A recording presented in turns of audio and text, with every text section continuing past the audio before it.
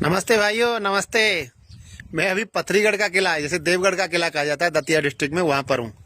और ये तो झंडा जो मेरे पीछे दिख रहा है ना, बारीक सा, क्योंकि मैं वहां पे अभी नहीं गया, क्योंकि इतना ऊंचा नहीं खड़ा हो सकता था।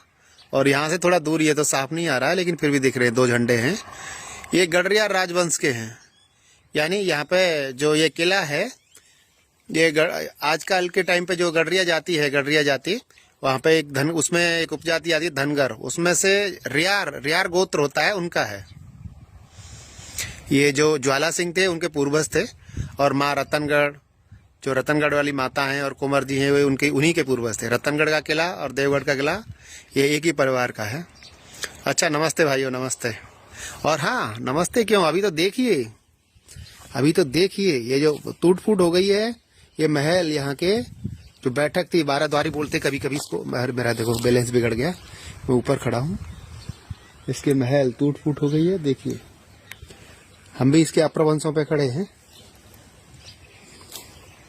और विहंगम दृश्य यहाँ का।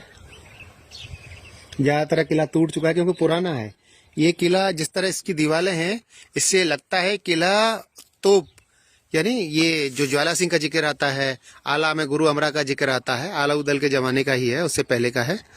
क्योंकि जो दीवारों की जो चौड़ाई है, तोपों के हिसाब वाली नहीं है। लेकिन सुरक्षा बहुत अच्छी है यहाँ पे, 3-4 लेयर हैं सुरक्षा के। यानी इस किले को जीतना, पथरीगढ़ को जीतना बच्चों का खेल नहीं रहा होगा कभी। अच्छा, नमस्ते भाइयों।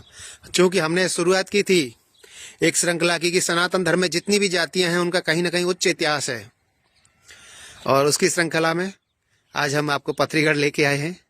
आगे हम जाएंगे। अरे अभी हमने एक वीडियो में जिक्र किया था, अलीगढ़ का जो किला था वो कोली समुदाय के लोगों का था। उस समय जातियों में विशेष बटा नहीं था भारत, क्योंकि इस्लाम के आने के बाद जातियों पे मोहर लगना शुरू हुआ। और साइमन कमीशन, अंग्रेज के साइमन कमीशन ने तो उसको कई हजार जातियों में बांट दिया। क्योंकि राजा भोज के काल में अलबरूनी लिखता है कि समाज 7 भागों में विभाजित है, और गुजरात के चालुक्य, जिन्हें सोलंकी भी कहते हैं, उनके राज्य में जो बात आई कि 36 जातियों का मैटर आया है। उससे पहले सनातन 4 वर्ण या 7 वर्ण, और 4 वर्ण और 7 वर्ण में अंतर यह है कि क्षत्रियों के 2 वर्ण हो गए, क्षत्रियों के 2 भाग। वर्ण नहीं, क्षत्रिय तो वर्ण एक ही है, कि जो धनाढ़ क्षत्रिय थे, श्रेष्ठ क्षत्रिय थे, ऊंचे क्षत्रिय थे, यानी धन से ज्यादा, और कुछ थोड़े से धन में कम। ऐसे ही वैश्यों में 2 भाग हो गए, धनाढ़ वर्ग और थोड़ा सा कम धनाढ़ वर्ग।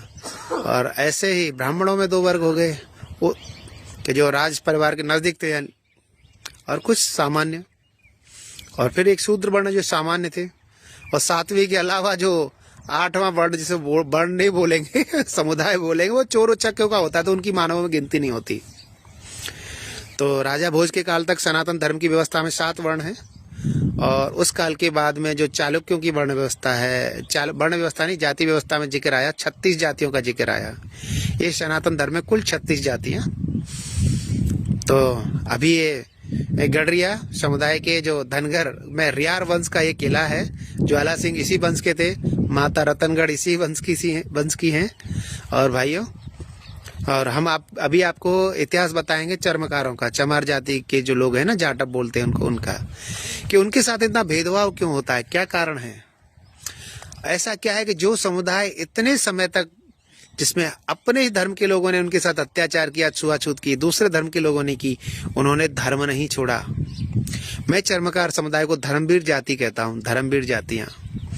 आज के जो हाई कास्ट है ना, बहुत से हाई कास्ट हम ऐसे हैं, इनमें ज्यादातर तो मुगल भक्त रहे, सल्तनत भक्त रहे। चित्तौड़ परिवार के अलावा ज्यादा लोग कोई बहुत महान नहीं है। इन्होंने अंग्रेजों से भी सौदे किए हैं, सौदे करते ही रहे हैं, और अपने लोगों को मारते रहे हैं, सनातनियों का खून चूसते रहे हैं। कुछ श्रेष्ठ भी हुए इनमें, ऐसी बात नहीं है। मुगल भक्तों में बहुत से श्रेष्ठ हैं, क्षत्रिय हैं, लेकिन उनका समाज में इतना सम्मान नहीं है। अगर उनको आपको कहीं ढूंढना है तो पंचायतों में ढूंढिएगा। पंचायतों में जो सत्य कहते हैं, न्याय की बात करते हैं, वही क्षत्रिय हैं, और कोई नहीं है। क्योंकि क्षत्रिय का तो अर्थ ही होता है रक्षा करने वाला और न्याय करने वाला। अच्छा, नमस्ते भाइयों। सनातन धर्म में वर्ण व्यवस्था में क्षत्रिय की यही अवधारणा है, जो न्याय कर सकता है और रक्षा कर सकता है, वही क्षत्रिय।